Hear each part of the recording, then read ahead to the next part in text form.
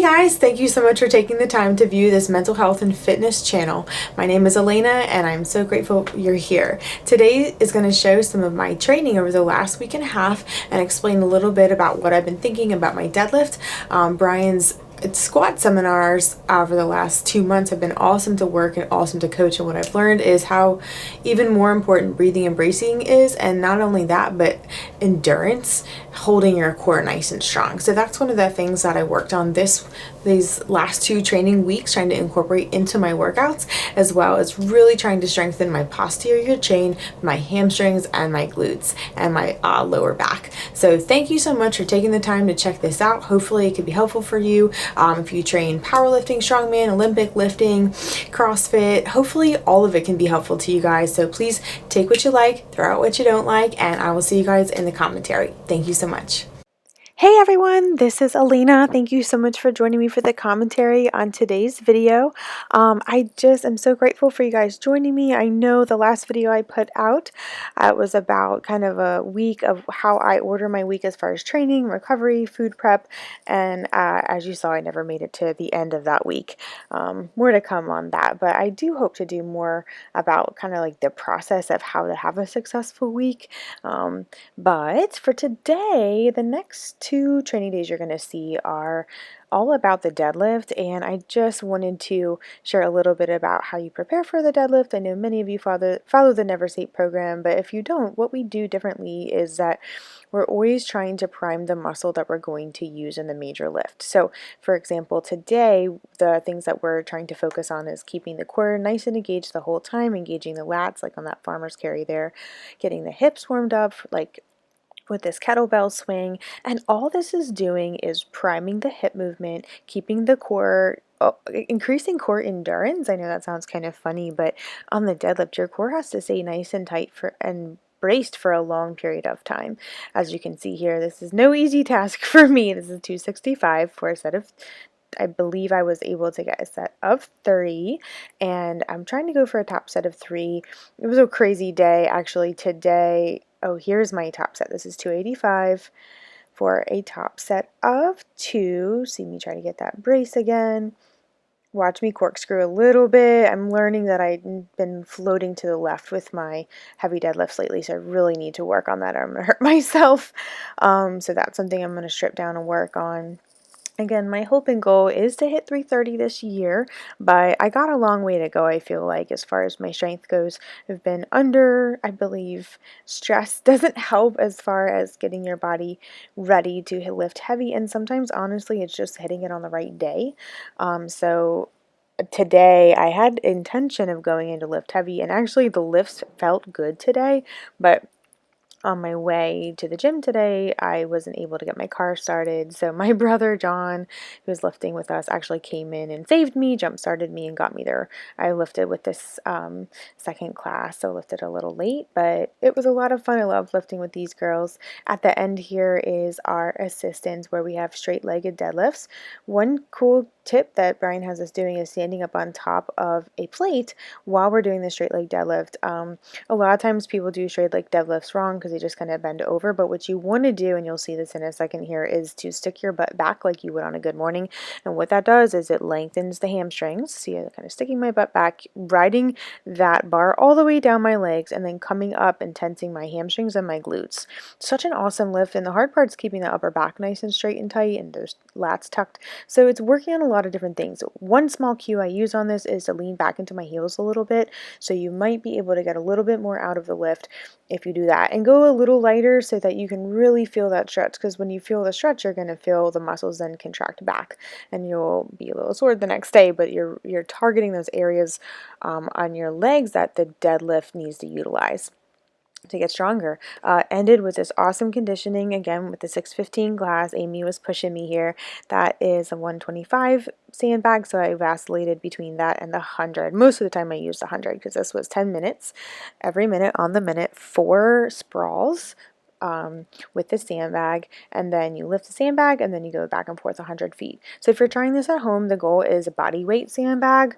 If you do body weight, you just have to go all the way for 50 feet, but if you do a little less, you go down and back. So I just did down and back because I was in between my body weight and a little less. So this is 2 weeks ago. Tonight actually I am going to go in and front squat. But this is 2 weeks ago, so I'm really glad I'm getting a chance to talk about this now. Sumo is something I wanted to practice more of, and I have such a great resource in the gym with Andy, who's on maternity leave right now. I haven't seen her in the gym for a bit, but she still posts on Instagram, and her baby's adorable, and she is just such an awesome sumo deadlifter. And also Joe right there in the hat, she's an awesome coach. She is also a power lifter, and so I can learn a lot from these girls around me who are stronger at different lifts than I am. So when I texted Andy, she's like, why don't you see what you can do? Like, if you can do anything above 250, that's a good spot. So I did 250 for 3, and to be honest, I feel like I just need to get used to I need to get more flexible. So I have been spending a little bit more time stretching and doing yoga so that I can get better at the sumo. Because my knees, I don't know, people who were there saw me grab my knee, and it was just like it was clicking a lot during the deadlift motion with the sumo, and so I just feel like it wasn't in the right position. Yeah, here we go. Watch this. I'm like, what the heck is wrong with my knee? I just feel like it wasn't a great position.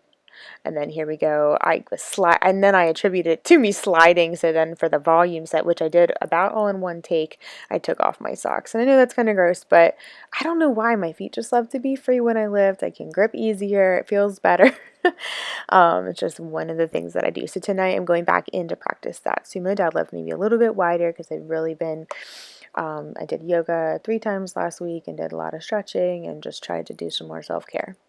This is the assistance work with the SSB bar where we're bending down, trying to keep a straight back and a nice strong brace, and coming back up using our butt and our hamstrings, and then working on that upper back strength. So this was a great day for me. And I love this glute ham raise. If you guys don't do this, add this to your lifting protocol and training program, because it's just strengthening your posterior chain, and that is just how your back's going to stay strong. Look at these guys. They are awesome. Nikolai and John doing the Gator Walk, one of the harder animal walks that people struggle with, but these guys are like synchronized swimmers. I'm going to send them to the Olympics, and then I try to do it and it doesn't look as good, but at least I love these. So if you don't do these at the beginning of your workouts, it's great for hip mobility as well as shoulder mobility. And today we were working, I was just working the Z press. So from the previous deadlifting day where I hit that set of 3 or set of 2 at 285, my lats and triceps were extremely tight. And so I had to be careful on this day because I just need to give my lats a little bit more time to recover, I think. So need to drink a little more water, need to do a little more stretching and rolling. But today I was just trying to listen to my body. For me, it's taking it a little easy, not pushing too hard, but I was still able to get good work in. That's kind of the deal. A lot of times when you have, for me, it's like knowing what to feel before you might get an injury. I think that's actually really important, and that's why mindfulness is such a great part of lifting, just to know when something's a little bit off. And my lat has been getting weirdly tight for the last couple weeks, so I'm just trying to be kind to it. This actually felt amazing, the bear crawls with my lat, because it stretched it out, and I rolled on the foam roller in between my sets. So basically the structure of the program, and then actually I switched to these more neutral grip rows instead of the barbell rows. This was my top set, 75 for a set of 3. There was M taking my video in the background. It went well. I'm pretty happy with that. And then my volume set, M actually helped me push on this. I need to stop chewing gum so much, but as you can see, I'm pushing the bar back towards my head, and I think that just really helps that bar pass. See how I poke my head through? Open that window up, and then just when it starts to get hard, it helps it go a lot better.